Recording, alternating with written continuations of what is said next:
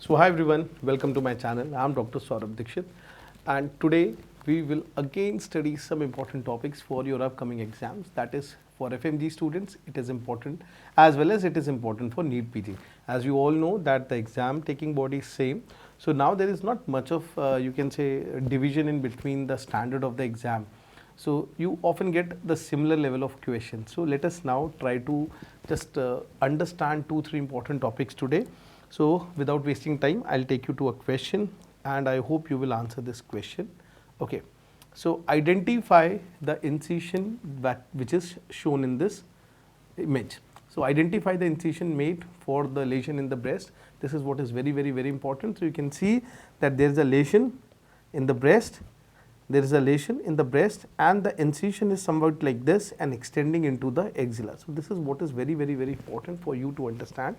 So before moving on to the conclusion, what it is, let us study the incisions that we make for the breast lesions. So incisions for the breast, they are very important. So what are the classical incisions that we make for the breast? Incisions per se, this is a very important topic. Every year you get questions on them. So let us discuss the incisions of the breast also and some other important incisions also. So when you talk about the incisions on the breast, it's very important to understand the nature of illness, the nature of disease. Why? Because breast is an organ of cosmesis, and thus if you're dealing with a benign entity, you try to make an incision which is maximizing the cosmetic output. And when you're talking about malignancy, then you make an incision which is maximizing the clearance output. So whenever we talk about the incisions of the breast or incisions for the breast, the next thing is, what is the aim? What is the aim, or what is the condition, what is the pathology that you are talking about? So when you are talking about the pathology, there could be two entities. Either it could be for the benign or it could be for the malignant condition. So benign versus malignant, this is what is very important. So if you are making an incision for the benign condition, your aim has to be what? To have the better cosmesis. Better cosmesis is the aim. And when you are making the incision for a malignant condition, the aim is to have the better clearance. So these two things are very important. Better cosmesis and better clearance. So how will you achieve? So let us try to hide the incision along the natural contours. So we have two types of incisions that we can make. We can have circumareolar incisions. So circumareolar incisions, this is one. And the another is inframammary incision. So we have inframammary and we have circumareolar incision. So when we talk about inframammary and circumareolar, what are they better known as? They have their others name as Webster's. You know Webster's, where else you need to remember Webster's? Remember students, Webster's flap for lip reconstruction. So for the defects which are more than 1/3, less than 2/3, in case of lip, you use a Webster's flap. So Webster's incision is something different, Webster's flap is something different. When you talk about inframammary, we have one more, that is Gallard-Thomas. So we have Gallard-Thomas incision. So inframammary, Gallard-Thomas. Let us try to understand what these incisions are, then we'll have a better idea. So try to understand, if you talk about the breast, and when we talk about the nipple areolar complex in the breast, do you know the surface of the nipple areolar complex is corrugated? So whenever you intend to make an incision around this nipple areolar complex, the incision is hidden along the natural contour, so that you can say that corrugated skin merges with the incision, and thus the cosmetic appearance is acceptable. The second incision that you can make is a very simple incision. Let us try to plan it out, and it is, you lift up the inferior mammary crease, you lift up the breast, and along the inferior mammary crease you can make that incision. So what is that known as? That is an inframammary. So this is an inframammary incision and this is a circumareolar incision. So they are two important incisions that you need to understand for benign breast diseases. Now when you are talking about the malignant conditions, so for the malignancy, again you need to understand, when you are talking about the malignant breast disease, the aim is to have the better, you can say, clearance. So for that you generally plan for elliptical incisions. Now elliptical incisions are further, there are two types of elliptical incisions. We have elliptical transverse incision, this is again very important, elliptical transverse, and then we have elliptical oblique incision. So elliptical oblique incision and elliptical transverse. So let us try to see what these incisions are all about. So when you talk about the elliptical transverse, elliptical oblique, try to understand if this is the breast and this is the lesion that you have. So let me make an elliptical oblique incision and transverse incision. So this incision is classically known as elliptical transverse, or this is better known as a Stewart incision also. So remember Stewart incision, remember this T, and remember this is a transverse incision. With the very same incision you extend into the axilla also. When you talk about inferior, you can say oblique incision, in elliptical oblique incision. What is the concept of this elliptical oblique? Try to understand. So for the tumors which are located in the upper quadrant, suppose the incision that we plan for them is something different. So this is an elliptical oblique incision which is again going into in the axilla, and this one is known as OR. So remember O and oblique, T and transverse. So these are the standard incisions that we make in the breast. Remember, for malignancy the purpose is different. So let us see this question and see what incision is this. So this is a classical Stewart incision. It's a classical Stewart incision that we have. So this is a classical Stewart in front of us. Now next is, let us talk about one more question. Identify the maneuver which is shown in this image. You can comment in the comment section that what it is. It's a very easy question but very important. So what are you doing? We are just actually making the arrangements for the airway. So we are talking about airway. So the airway is belonging to trachea. So if you want to clear the airway, you need to straighten it up, and in order to straighten it up, it should be now the anterior, it should come anteriorly, because the trachea is in front, the esophagus is behind. That is why during Ryle's tube you flex the neck, and during intubation you extend the neck. So when you are extending, what are the maneuvers? Chin lift, you can do a neck tilt via just applying a gentle traction over the forehead, or you can do a jaw thrust. So amongst them, what are you seeing in front of you, students? This is a classical chin lift maneuver. So what it is, it's a very straightforward question. It's a chin lift maneuver, So chin lift, jaw thrust and neck tilt, they are what? Now if I ask you one question, what is not useful in clearing the airway, or what maneuver is not useful for the airway, you can say securing the airway? The answer is the head is not lifted. So head is never lifted in this. That is what is very important. So let us quickly talk about what is the concept of this airway, etc. So whenever we talk about the patient survey, there are two types of survey that we have. We have the primary survey and we have the secondary survey. When you talk about primary survey or secondary survey, what is the intention behind any survey? Answer is to save the life of the patient, to reduce the mortality of the patient. That is what. So what do you do in these survey? You search for any life-threatening emergency condition. So when you talk about patient survey, there are two surveys that we have. We have primary survey, and we have the secondary survey. More on this you can find it in my lectures of trauma. You can go to my trauma section and you can see on this. I have a detailed lecture. So what is primary survey? It is the first clinical assessment that we do, and when we talk about primary survey, it is very important to understand that we need to look at the patient and try to rule out any emergency life-threatening condition by examining the patient. So what is the first cause of, you can say, collapse of patient? Answer is respiratory collapse, airway compromise. So after securing airway, and along with that cervical part of the spine. So how do you secure the cervical spine, students? It's very easy. You secure it with the help of hard collar, or that is known as Philadelphia collar. So with the help of Philadelphia collar, I will secure this. And as far as the securing airway is concerned, how do you secure the airway? Yes, you have to follow certain things, that is neck tilt, How do you do the neck tilt? I have already shown you. Jaw thrust and chin lift. So jaw thrust and chin lift. These are very simple things that we need to follow. What is never done? Answer is head lifting. And when you follow this, you start with, so start assessment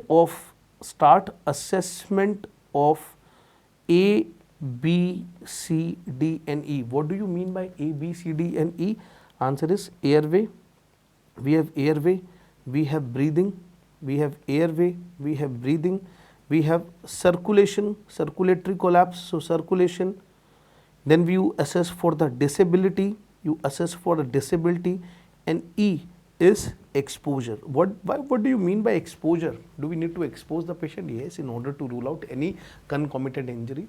Again, E stands for having a clear environment also. Sometimes the patient could be a patient of chemical injury, or suppose the patient has tried emoliation by pouring off, you can say by spilling over the gasoline product or kerosene and then try to set himself or herself on fire. So when you bring these patients, it's very important to remove those contaminated clothes.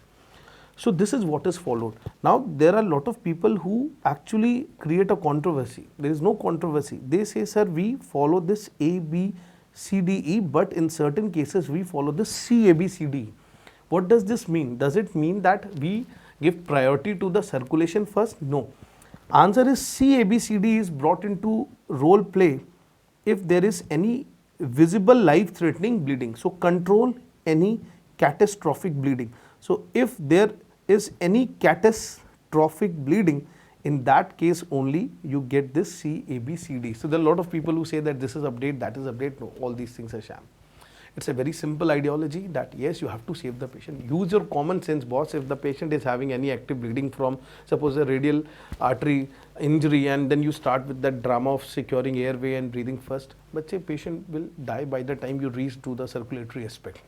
It's very important to have a tamponade, put a tamponade bandage, and then do whatever is necessary for the patient. This is what is very simple.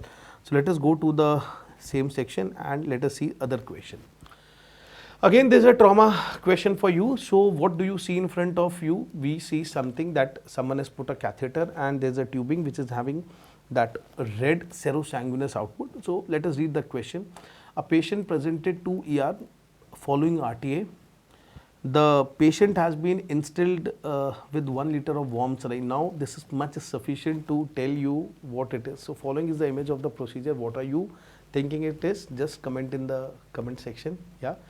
Yes, you are thinking it right. It is diagnostic peritoneal lavage. So we have a variety of questions from this.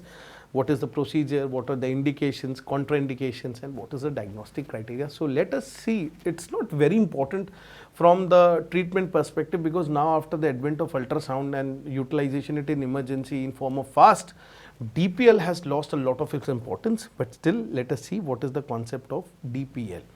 So when we talk about DPL, the first condition is what it is. Let us understand DPL. So that is diagnostic peritoneal lavage. So diagnostic peritoneal lavage. This is what is DPL. The term DPL was given by Roots once upon a time. So once upon a time it was very popular. Why? Because stable patients, we had that window of assessing it via CT scan. But there was not a time when unstable blunt trauma patients could have been evaluated, and many of them were taken for surgery and we did not find anything substantial. So the indication is, now it's an optional investigation. So it is not the first line or a compulsory investigation. It's an optional investigation for blunt trauma abdomen unstable status. So blunt trauma abdomen unstable patients. So if the patient is stable, of course we will take the patient for CT scan. So who is a candidate for the DPL? Answer is, it's an optional investigation, because now we have fast. So it's an optional investigation for unstable blunt trauma. Why it is an optional? Answer is because of its invasive nature. So how do we do this? Let us try to understand everything in a short video. or let us have a discussion. So this is the patient who is lying in front of you. Now there is a suspicion that there could be an organ injury inside. So what you do, you first push a needle catheter inside. So via umbilicus you push a needle catheter. This needle catheter is having a lot of holes, and then you push what? Saline.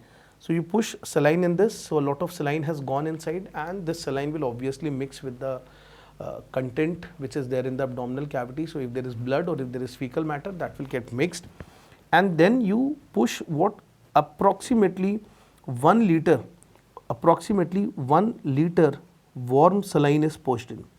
Why warm saline? Because trauma patients are prone to develop hypothermia, so you cannot aid to this. So you give 1 liter of warm saline. But before that, what you do, suppose you have inserted the needle catheter. First you just take a syringe, you try to do some aspiration. On aspiration, if you get frank blood, it is sufficient to make a diagnosis. If you don't get anything, you just push 1 liter of warm saline, and then you aspirate. So there is re-aspiration of approx 30%, or that is 300 ml, and then you send it for assessment. This is what is very important. So if there is any organ injury, you will see the evidence. So what are the absolute contraindications? Try to understand. The contraindication is pregnancy. How can you go for this invasive testing in pregnancy? Answer is second is fracture hip or fracture pelvis. I'm saying fracture hip. Okay, fracture pelvis and pregnancy. The third is prior midline laparotomy. So prior laparotomy. So if a laparotomy has been done, along the midline the organs will always be adhered, and that is the time you can puncture a bowel.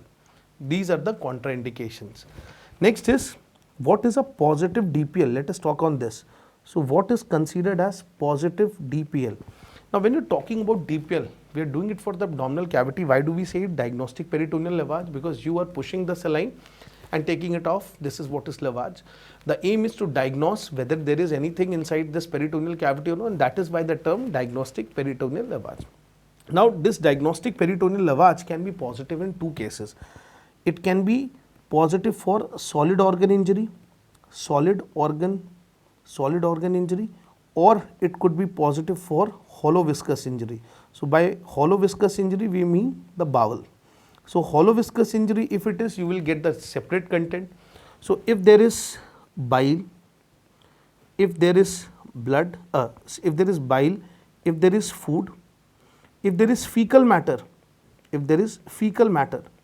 so fecal matter, food, bile, they are all very much indicative of what? Hollow viscous injury, and also bacteria. So there will be bacterial peritonitis. Next is, when you talk about solid, more than 10 ml blood on initial aspiration, this is positive. Second is, the aspirate is having more than 1 lakh RBCs per mm cube or per ml. That is what. Next is, or more than 500 WBC per ml.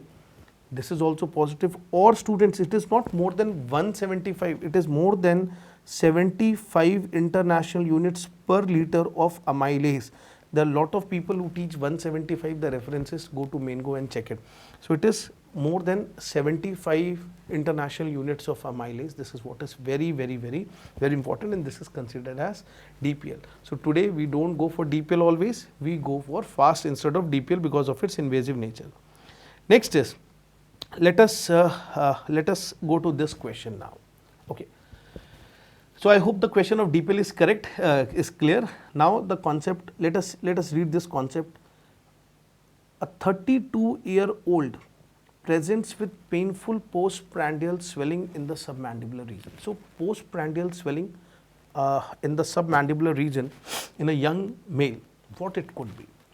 The answer is, it could be due to stone, it could be due to a tumor, there could be a lot of things. So had I been more precise, I would have come to a better conclusion. But now we have a lot of differential diagnosis open for this patient. So 32-year-old presents with painful postprandial swelling in the submandibular gland region, and this is what is known as a phenomena of, yeah, you can comment in the comment section below, salivary colic. Yeah, you people are guessing it right. So this is what is known as salivary colic. So let us try to understand and do some discussion on this salivary colic, approach to salivary colic. So whenever we talk about salivary colic, what is the concept of this salivary colic? The most common cause of this salivary colic, the most common cause is the sialolithiasis. Sialolithiasis, if you see why, because the most common, or you can say the most important contributor to the saliva is the submandibular gland. So postprandial distension, it is actually due to the blockage of the duct, not allowing the submandibular gland secretions to empty into the floor of mouth, and that is why it is getting distended. So what is the concept of salivary colic? Let us try to understand. But sialolithiasis, it could be due to tumors, it could be rarely due to infections also. So let us try to understand all these things. So what is the concept of salivary colic? Suppose students, this is the salivary gland. If you talk about salivary gland, and imagine there is a stone here. So whenever this patient will have, you can say something, so whenever there is food, so if you see a patient like this, and whenever he has a sight of food or there is a food intake, there will be acute distension of the gland, and then there will be what? Painful tender swelling. So there will be painful tender swelling, and where this swelling would be? This swelling would be over the submandibular gland, and this is what is very important. Now why it is known as a colic? After 2 to 3 hours, after 2 to 3 hours postprandial, what will happen? The swelling will vanish, the swelling decreases, the pain decreases, the tenderness decreases, and this kind of tendency of a pain which shoots up and returns back to the baseline, what is this better known as? This is what is known as a colic. And since it is associated with salivary gland, so this is what is known as salivary colic. So that is what is the simple concept. Now when we talk about sialolithiasis, a young patient presenting to you with this kind of profile, this is probably due to sialolithiasis. So let us more focus on sialolithiasis now. Sialolithiasis. Now what is the concept of sialolithiasis? It means the stone in the salivary gland. So there are some most commons. The most common site, the answer is submandibular gland. The most common stone that we have is a calcium phosphate. So it's a calcium phosphate. It could be a combination of lot of other things. It could be carbonate, oxalate, lot of things. But calcium phosphate is considered plus others. Do you know that these stones, more than 90% of these stones are radio opaque in nature? Next question is, which category stone is radiolucent? Answer is, the only exception is the parotid stones. The parotid stones, they are radiolucent in nature. This is what is very important. Now what is the investigation of choice? Answer is NCCT. NCCT head is the standard of investigation. You can also use the OPG, alternate, or you can say it is OPG, orthopentomogram, OPG, and this is generally the first line investigation that we use. Now what is the classical presentation? The classical presentation may be, they may be asymptomatic, or they may present to you with salivary colic. Now what is salivary colic? I have already explained you, postprandial surge in the pain, and this pain returns, you can say, to the baseline after 2 to 3 hours. Do you know, sometimes, you know, the duct is hooked by the lingual nerve, so there could be a possibility that the lingual nerve is getting irritated, so there could be a lingual colic also. So salivary colic or lingual colic is seen. Now let us try to understand how do we approach them. Now we need to get rid of them, otherwise the patient is having a lot of, you can say, lot of difficulty in the prandial phase. Whenever he is eating, he is complaining of the pain, and that is why there is aversion towards the food. So the first thing is you need to check the location. So whenever you talk about approach to submandibular gland stones, I am talking about approach to submandibular gland stones. The first thing is location of stone with respect to lingual nerve. So location of stone with respect to lingual nerve, this is what is very important, very important. Now you will say why, and basically on OPG how will you see? So with respect to second molar also you can say. Why? Because anterior to that and posterior to that, the scenario will totally change. So suppose you got the answer that the stone is anterior to the nerve or the stone is posterior to the nerve, the treatment will change totally. So if the stone is anterior to the nerve, what is the approach? In that case you will go for transoral approach, or you can say the oral approach. You can go for oral approach. And if the stone is posterior to the lingual nerve, you will go for what? Cervical approach. Cervical approach. Now let us try to understand what is the treatment that you do, what is the surgery that you do.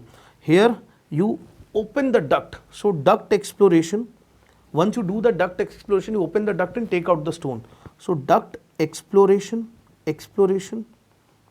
plus removal of the stone, plus removal of stone. This is point number 1.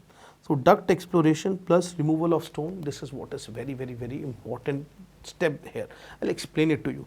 And what is the management in case if the stone is posterior? You can do excision of submandibular gland plus ligation of duct under vision. So let us try to understand both these things. Will you not ligate the duct here, there? Don't mug up the things, try to understand. Suppose this is the scenario number 1. So here you have the duct and this is the lingual nerve that is present here, and suppose here is the stone. So the next aim of yours is to open the duct. So you will open the duct, and not only you will open, you will also excise of, you will take out the stone from this. So you will open the duct and you will excise or take out the stone out from this. So the stone is taken out. You don't close the duct because duct is very narrow. If you close the duct, there will be stricture. So the stone is taken out, and this is what is classical duct exploration. But when we talk about the stone which is posterior to this lingual nerve, so the challenge is not the stone. The challenge is to safeguard the lingual nerve. If you try to go via oral approach, you will actually damage the lingual nerve. So who is more important? Obviously it's lingual nerve. So in that case, you will make incision 2 cm parallel to the mandible and below the mandible. Below the mandible, 2 finger breadth below the mandible, you will make the incision, and then you will ligate the duct as high as possible. You ligate it as high as possible, and then you can remove the entire gland along with the stone. This is what. If you don't ligate the duct, the distal end of the duct, since it is lined by cuboidal epithelium, there will be a risk of fistula. That is why. So I hope now you know the answer for this question. Let us go and study something more important. So now answer the following. What is this procedure? This is a very famous procedure in front of you. So what is this procedure? You are seeing 2 syringes connected with a 3-way cannula, and there is some milky fluid inside. I'll give you a guess also that it is used in varicose veins or in chronic venous insufficiency. Yes, you are guessing it right. This is the technique of generating foam used for injection foam sclerotherapy. So let us talk something about this, and this technique is what is known as Tessari's technique. So this is what is Tessari's technique. And what is this Tessari's technique useful for? It is useful for injection foam sclerotherapy. So let us try to understand this concept of injection foam sclerotherapy, and then we will quickly revise the management of or intervention process of the chronic venous insufficiency. So whenever we talk about injection foam sclerotherapy, what is the concept behind this? Why do you require this sclerotherapy? The answer is simple. This is the vein, and if I inject a chemical, this chemical will damage this intima, and once the intima is damaged, there will be fibrosis. There will be fibrosis of the vessel, and this is what is a very simple ideology. So there are two questions which arise in this. What is the indication for injections foam sclerotherapy? This is what is very important, because many of you answer it as varicose veins. Try to understand less than 3 mm veins. So when we talk about less than 3 mm veins, do you know that the classical criteria for varicose vein is more than 3 mm? So less than 3 mm, it is either telangiectasias. So telangiectasias it could be, or it could be for the reticular veins. Telangiectasias are also known as spider veins, so don't get confused. Telangiectasias and spider veins are same thing, or it could be for reticular veins. You know that telangiectasias are less than 1 mm and reticular veins, they are more than 1 up to 3 mm veins. The second set of questions that you get is on the agent that is used. So we classically use cetrol. What is cetrol? Tetradecyl sodium. So tetradecyl sodium is one entity, tetradecyl sodium, that is marketed by the name of cetrol. Nowadays, if you don't get cetrol, you can also use sodium morphuate. So sodium morphuate is the second agent. So these are two, they are two very simple things, tetradecyl sodium and sodium morphuate. The next is, how do you do this? So technique. So we have selected the patient, now we talk about the technique. When we talk about the technique, the next important thing is foam generation. So do you know, in order to generate foam, what is foam? It is nothing but a closed aggregation of air molecules trapped in a fluid. That is what is foam. So here you cannot take the liquid in your hand and then do the swishing maneuver that we do when we want to generate the foam to wash our cars or bikes. So what we do, we mix the shampoo with water, and then we actually with the hand we do some swishing movements and the foam is generated. So here, in order to maintain sterility, and we don't require that much of foam also, so we use the two syringes that is shown in the image. So these are the two syringes we added to the three-way cannula.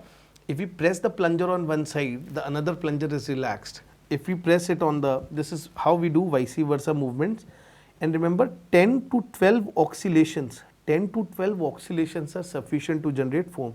And this technique is what is known as Tessari. So few important things are that how do you generate foam? We mix air with the drug. And how do you mix air with the drug?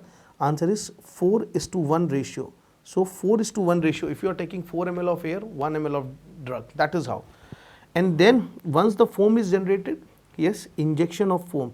So injection of foam, remember, in a setting 10 to 12 ml maximum foam can be injected. Why? If you inject more than this, there could be a chance that it might flow into the deep venous system or go up to the junctions, and then there will be very severe irritation at the level of, you can say, deep vein. And after that you have to apply compression. So all these things have been asked. Compression bandaging over that part where you have done foam for 4 to 6 days, and this is going to cause the sticking of the vessel intima, and hence the ablation is there. So this is what is a classical injection foam sclerotherapy in front of you. What are the other managements of chronic venous insufficiency? This is a very big chapter. I have already taught it in other lectures. You can go forward.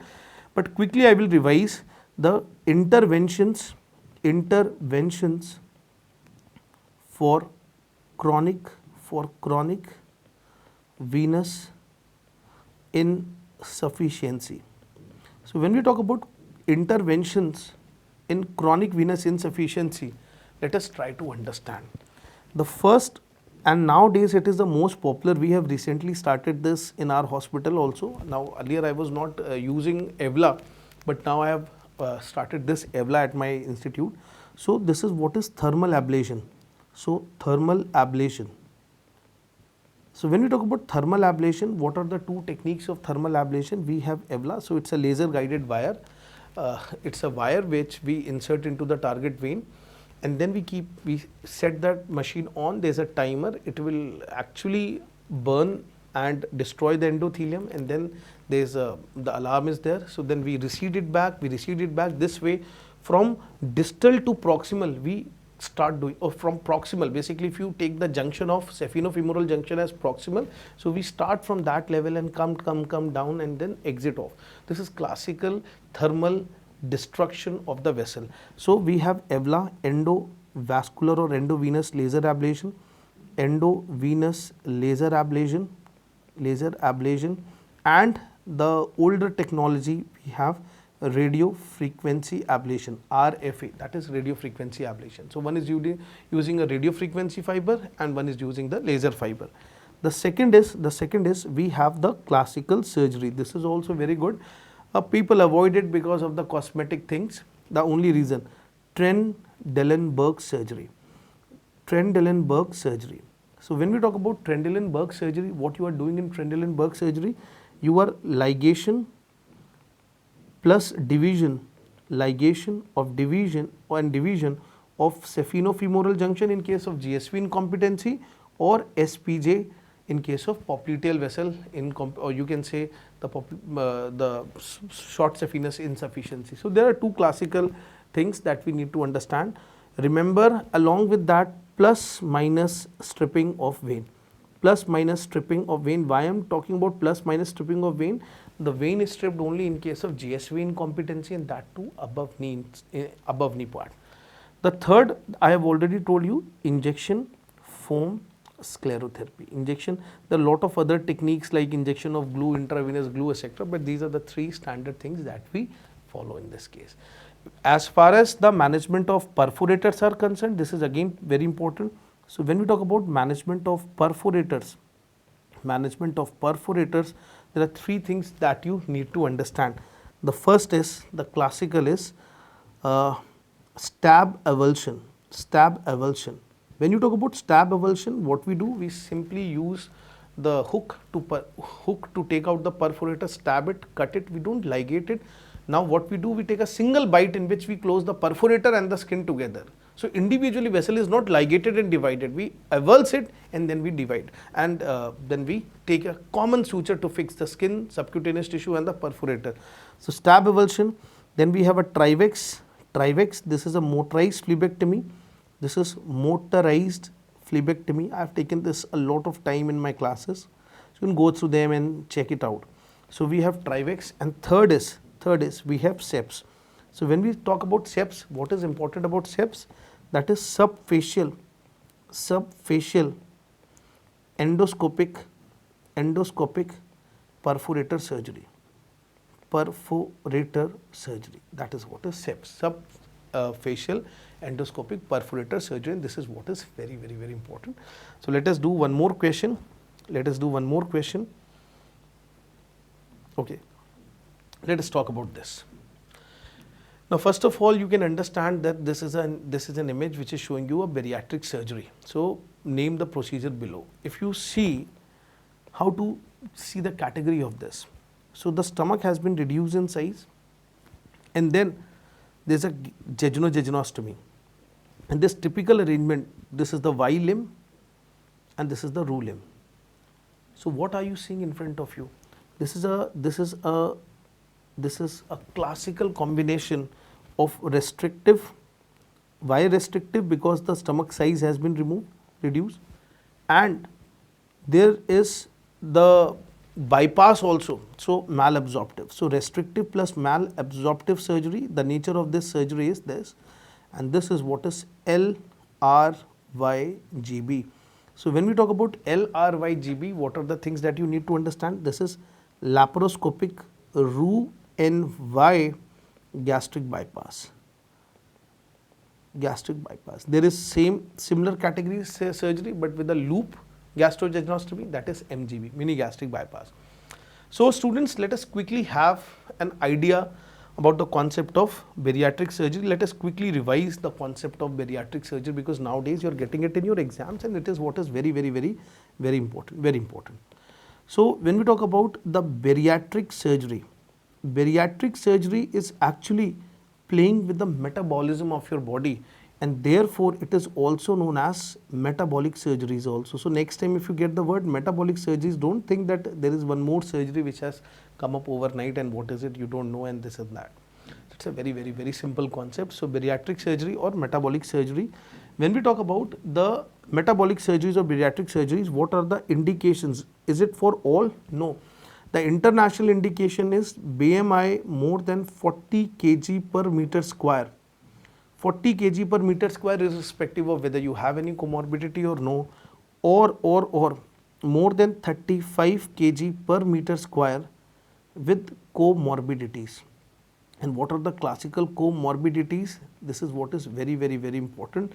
Like you have hypertension, you have diabetes mellitus, you have obstructive sleep apnea, you have dyslipidemia and GERD. So GERD, dyslipidemia. So if you have any one of them, you will fall in this category.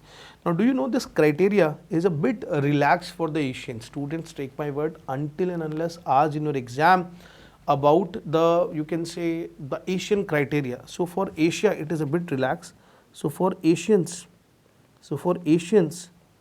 it is, the criteria is BMI more than 37.5 kg per meter square, or more than 32.5 to 37.5 kg per meter square with comorbidity. I have already explained you the concept of comorbidity, that is what. So Asians, the criteria is bit on the lower side because of our natural build.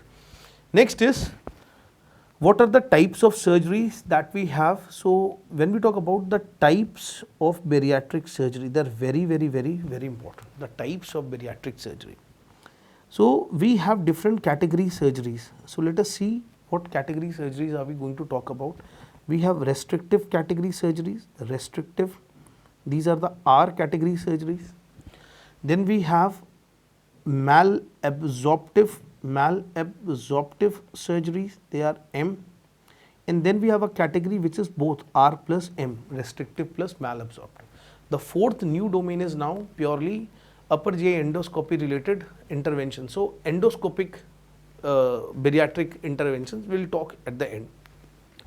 When we talk about the restrictive nature of the surgery, we have LSG. What is LSG? L, whenever I talk in this bariatric surgery, I means laparoscopic. So we are doing routinely many of the surgeries at my center. So I will tell you what surgeries I do and what is the plus and minus about those surgeries. And this is my favorite topic. I love to teach this. So laparoscopic. So when we talk about this is laparoscopic sleeve gastrectomy. And then I shall tell you in one or two points what are they also. The second is, we have LAGB. Nowadays we don't have LAGB. This is adjustable gastric banding. Nowadays we have a combination of LSG plus gastric banding. So the third is LSG plus adjustable, or it's no more adjustable basically. Now once it is adjusted, it is. So plus gastric banding, LSG plus gastric banding. So that is a new category surgery which is having the better results than the conventional. So these are the three classical things that we have. When we talk about R plus M category, what are they? The first is LRYGB. I have already told you the name. That is laparoscopic Roux-en-Y gastric bypass. The surgery which I have shown you in the image. The second one is MGB. When you talk about MGB, what is MGB, students? It is mini gastric bypass. So mini gastric bypass. This is what is my favorite. So mini gastric bypass, it is favorite in two terms. I will tell you from the patient's perspective also it's better, and from doctor's perspective also, and from hospital's perspective. So all of them, it's a win-win scenario. You have lesser logistic cost in this surgery, you get the same package build. So it's good for hospital. For doctors, it is using one anastomosis instead of two that we have it in LRYGB. So the workload is also reduced. So doctor is also happy, the surgery is completed quickly, the results are same. And from patient's perspective, it is again very good because the reversal is easy. The recurrence is almost similar to LRYGB. So let us see. And malabsorptive category, we have the laparoscopic BPD. What is BPD, students? This is laparoscopic biliopancreatic diversion. This is one surgery, biliopancreatic diversion. The second surgery that we have here is, so one is laparoscopic BPD, and we have LDS. What is LDS? This is laparoscopic duodenal switch. Duodenal switch. So let us try to understand what are these surgeries, and then we have some endoscopic surgeries also. They are like pose, toga, lot of things are there. So let us try to quickly see what are the important surgeries. So first is LSG, laparoscopic sleeve gastrectomy. So what are you doing? This is nothing but division of sleeve of stomach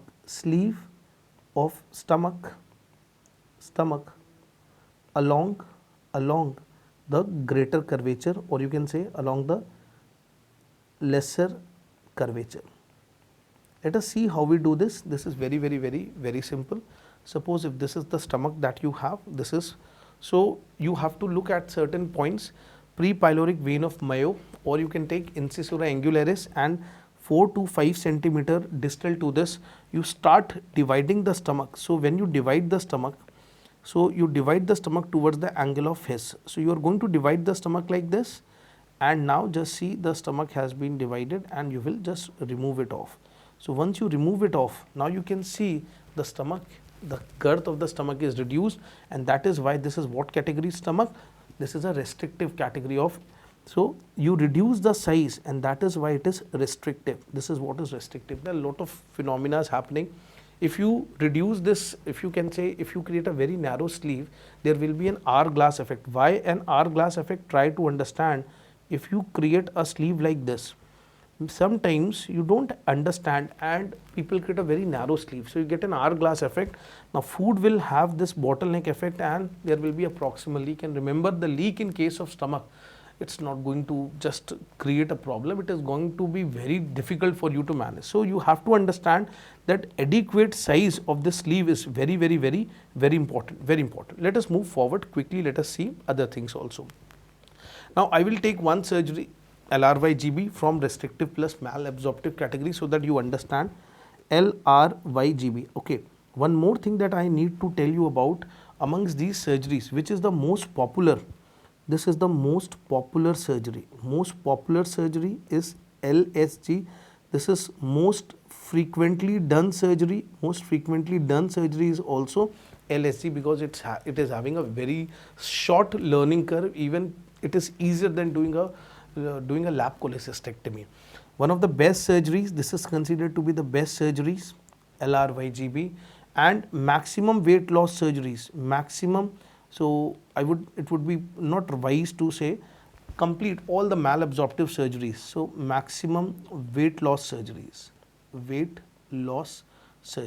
So they are very important things that you need to understand. All these surgeries are asked in your exam.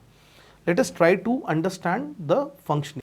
So now when you talk about LRYGB, what is LRYGB? Let us quickly see what is the concept of LRYGB. In this LRYGB, the main concept is, the concept of LRYGB is create a small proximal pouch. So create a small proximal gastric pouch. When we talk about small proximal gastric pouch, what do we mean? It's a 30 cc pouch only. And along with that, you do a Roux-en-Y gastrojejunostomy. Now, what is special in this? So, when you talk about Roux-en-Y gastrojejunostomy, the length of the roux limb is traditionally, when you do it for gastrectomy, for any malignancy or any other purpose, we keep it around 40-45 centimeters. Here, the roux limb is kept more than 100 centimeters, maybe 120. So, what happens? Let us try to understand it. So suppose this is the stomach, and this is the normal system. This is the normal system that you are seeing in front of you. The first thing is you divide the proximal stomach. So this is how you are going to divide the proximal stomach. So this is how you divide it and create a small pouch. And then you divide the jejunum here, And now just see what is going to happen. So 15 to 20 centimeter distal to the ligament of treads, you can divide the jejunum. And now you have a small proximal pouch. So just see, this is a small proximal pouch. Since this is a pouch having a volume only of 30 cc, this is why it is restrictive in nature. The next is you need to do a gastrojejunostomy. So let me do a gastrojejunostomy. So this is a gastrojejunostomy, and then this is the efferent limb. So you need to do a jejunojejunostomy. So this is a jejunojejunostomy. The length of the jejunum from gastrojejunostomy to jejunojejunostomy, this is what is known as roux limb. So when you talk about this roux limb, so this is a roux limb, and this is more than 100 centimeters. So try to understand whatever food the patient has. So if the patient intakes anything, the food will directly go into the jejunum. Now jejunum is acting only like a pipe. Why? Because there is no bile and pancreatic juice. The bile and the pancreatic juice will actually mix after 120 centimeters. So can you see, you have bypassed the complete duodenum, and also not duodenum, you have wasted more than 100 centimeters of jejunum, and that is why this is considered as a what? Malabsorptive surgery. So why it is a malabsorptive? You have it in front of you, and this was the question that was asked. If I start teaching the complete bariatric surgery, it will take a lot of time. So since this is a revision and concise, you can say, program, so we'll just have a quick view. So you can see the food goes here, and from here the food is wandering, but still there is no absorption. The absorption will happen only when the bile and the pancreatic juice mix. So you can see more than this much part of the intestine has been wasted. So malabsorption is there, and complete duodenum has been bypassed. And do you know, because the duodenum is bypassed, there is better control of the blood sugars, and thus the diabetes mellitus type 2 is reversed in this case. And this is what is very, very, very important for you people to understand. So post surgery, there is correction of dyslipidemia, OSA, there is correction of GERD, there is correction of diabetes mellitus, there is correction of hypertension, and that is why they are very popular nowadays. So I hope you enjoyed this small session. Do subscribe to my channel. Do comment in the comment section below how you like this session, and if you need a topic to be revised, do comment. I will definitely make a video on this. Do share it with your friends also, and do promote my channel. Till then, bye bye.